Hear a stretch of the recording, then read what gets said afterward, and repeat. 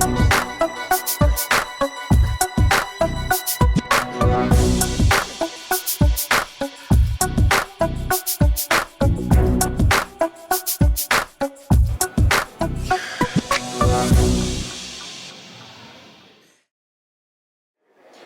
is Brandon Curry, aka The Prodigy, and we're here in Murfreesboro, Tennessee at Olympus Athletic Club and Spa.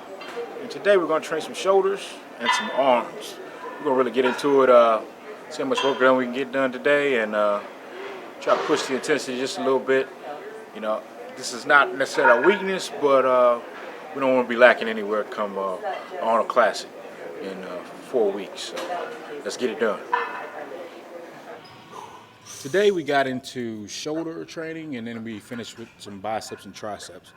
For me, you know, arms are not really a weakness, shoulders are not really a weakness, so sometimes I throw them all together.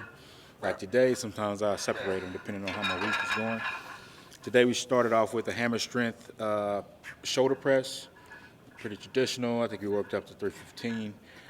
You know, I try not to go overly intensive with the shoulders. They get so much secondary work. And I don't want, you know, I know they're hyper mobile, and I don't want to put myself in a predicament for injury. So I try to stay within reason, keep my volume up a little bit. So we worked up 315, did a couple drop sets, and moved on to the next exercise.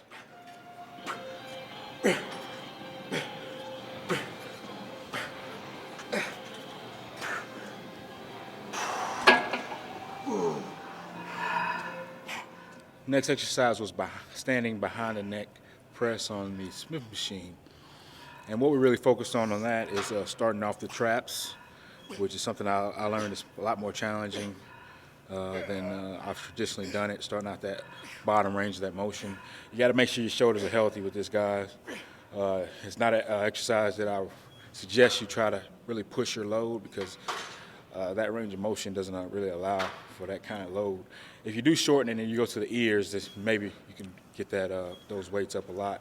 But from that range of motion, it's really challenging out the hole. And I like the way it feels. I like the increased range of motion, and it just really cheers my shoulders up every time I do them. So I'm committed to doing them. Being that you're standing, you can adjust the body accordingly to get the most comfortable shoulder position. Smith machine, you're not necessarily having to stabilize the weight overhead. So you can, you know, use a little trial and error what position works best for you.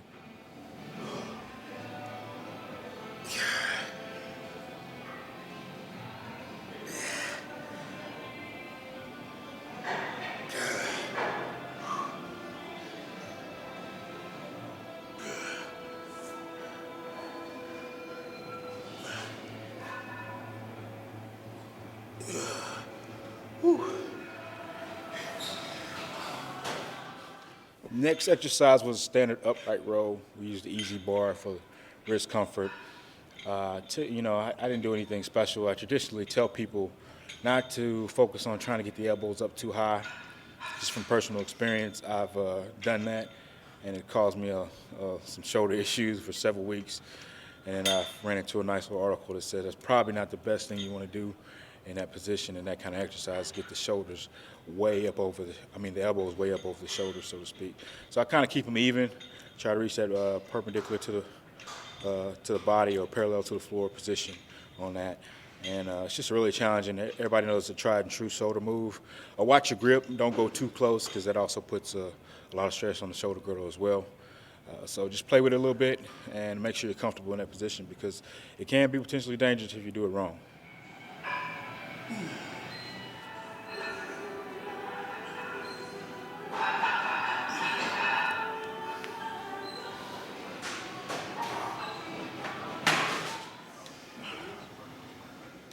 Next exercise was one of my favorites, pull to the face with the rope on a standard lat pull down machine standing. I like to do this. It really hits the lateral head a lot, as well as the rear delt. It's very much like an upright row, but at a different angle.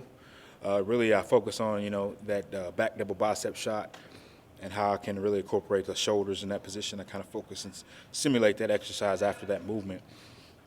It's one of those things that really stretches the shoulder with a great amount of intensity, but it's not really hard on the joints of the shoulder girdle at all. So very effective movement for add more volume to your workout.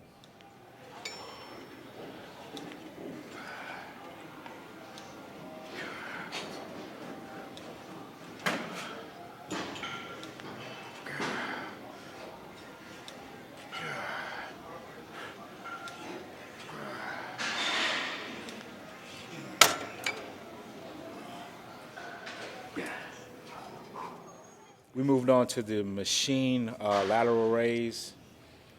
Did it in reverse.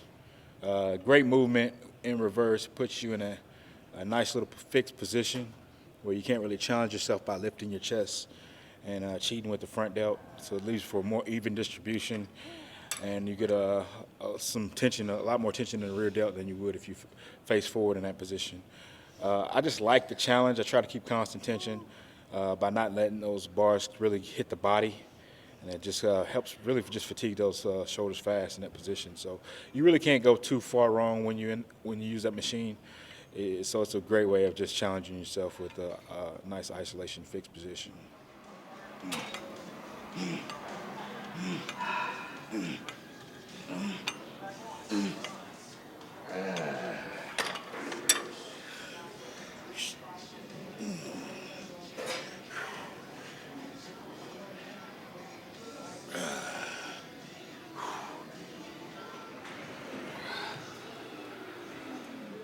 The final shoulder exercise that we moved to was the machine rear delt movement. It's basically one of the tried and true rear delt movements if you don't know how to hit them.